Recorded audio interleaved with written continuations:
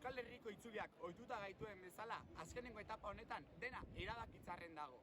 Klasifikazioaren goikaldean Jonas Binegar daukagu eta 12 segundutara soilik Mikel Landameana Murgiarra.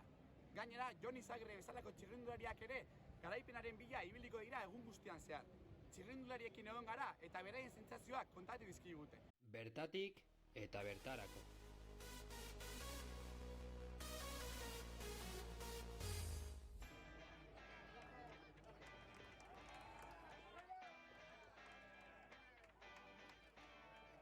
Bueno, lehenengo eta behin, zelan joan da aztie, esan zen digun lan asko egin beharko zenula azte honetan, holan tokatu da, ezta?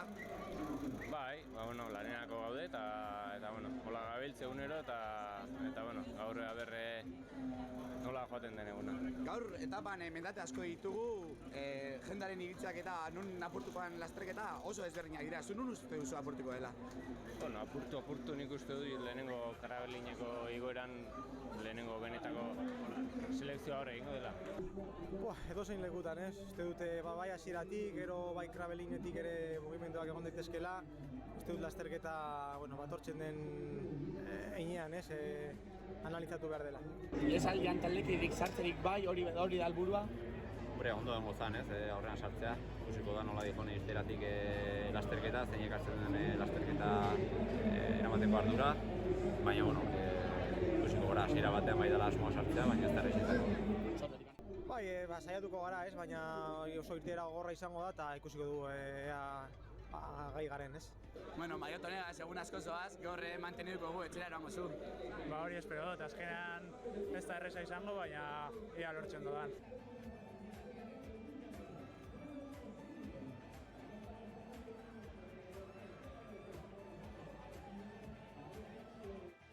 Etaparen deskribapen teknikoari dagokionez, profil honetan ikusten duzuen bezala, gaurko etapak 7 mendate izango ditu. Gogorrenak Krabelin eta Izua izango dira.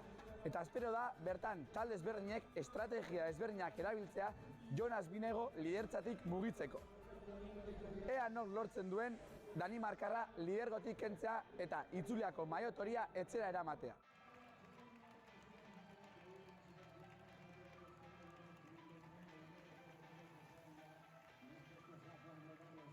Etapa hasi da jadanik, eta Jon Barrenetxeak mendiko maiota lortzeko beste 3 puntu lortu ditu. Gu Krabelinera etor gara, eguneko 4. mendatea. Etapak 7 izango ditu, eta izugarrizko lana egin beharko dute txirrindulariek gaurkoan. Bertan, beraiek esan duten bezala, lasterketa apurtzeko aukera asko izango dira. Ea zer nolako espektakula ikusten dugun, eta ordu baten falta, errepideak laranja kolorea hartunda dauka.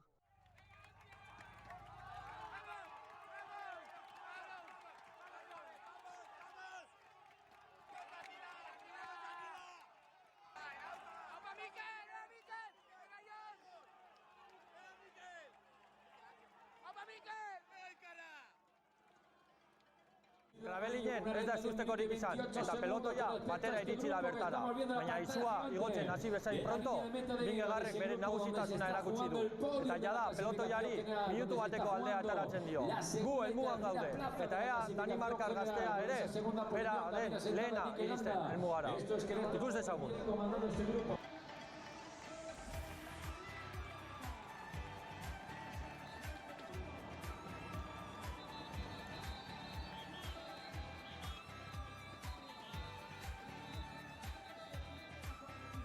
Bueno, lehenengo eta behin zorionak Mikel, zelako itzulia. Pozik zauz egindakoagaz? Bai, oso pozik. Gaurko etapa oso gogorra izan da, ezta? Barruti zelan bizi izan duzu? Bueno, hasieran urduri pixka bat, Jumbok 2 korredore sartu ditu ihesaldian, lan asko egin behar izan dugu atzetik.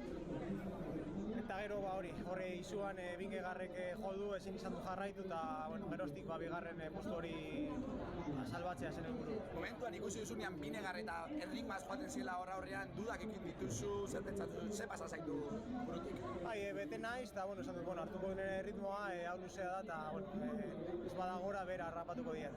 Eta afizioa gaur topera, ezta? Bai, beti bezala ez, egunero egon dira topera, eta gaur oso polita izan da hori Izuan gora induten pasilloa. Bueno, zorionak, lehenengo eta behin pozik, ezta? Eskerrik asko, bai. Nik esan beste podium batekin, kusita Binegar zen maiatan zegoen, nik ezin nuen zer gehiago egin. Egun gogorra gaurkoa, ezta? Bai, nekien ez gaur dana emateko eguna zela, saiatu gara isuan gora, baina ikusi da Ingegarrek esan bezala beste pedalko kolpe bat daukela eta gero atzean taldetxo handitxo bat puntatu gara eta ez gara asko enten ditu, baina azkenean 3. postu honekin oso gustora. Hori, amairan danak erasuko abilizarie, dudatan egon zara, klaru eduki dozun jerrak edukiko zen zela espleni honetan irabazteko. Bai, bagenekin, azkenean podiuma bastu hartzutenak batez ere landa zala, landa eta godu, eta bestea, berein interesak egitak eta ikustepek bizeuzkan, baina nik ere bigarren edo 2. postu batekin lasterketan egiteekin podiuman sartuko nintzela banekin eta hortara jolastu du.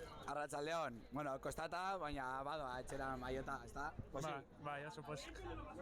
Gaur, egun gorrena, landa 3 puntu lortu zuz goizien, gero komeriak ez da metara heltzeko. Bai, hori da, lehenengo mendatean banekin gorarte atopera egin behar nuela, eta 3 puntu lortu ditut, baina gero esfortzu hori ordaindu egin dut.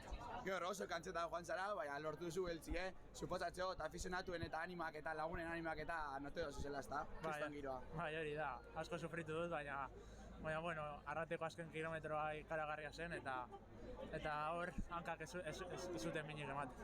Oin kuadriakoak hor dauz, hau ospatu imerko da, ez da, ze plan dagoen? Bai, gaur zapatu da, así que topera, baina kantzetan hau, así que ikusiko da. Dale, deskantze da, gile.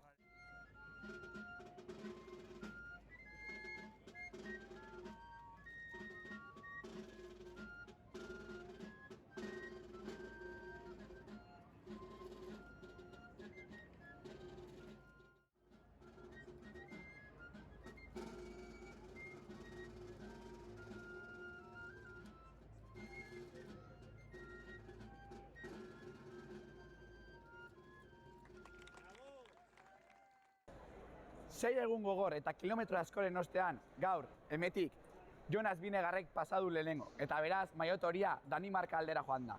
Gainera, podiuma Euskaldunez beteta izan dugu, bigarren Mikel Landa eta 3. Jon Izagirre izan dugu. Bere taldeko esprinta irabazi ostean.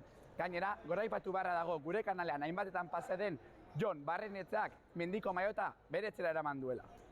Aurtengo zau izen da dana, lehenik eta behin eskerrak emon Euskal Herriko itxuleari emondako aukeragatik, guretzat kriston esperientzia izan da. Espero dugu hurrengo urtien bebai eman egotie, eta zuek zaleok ezaztu, emon like, arpietu eta jarraitu gure sare sozialetan. Eskerrik asko!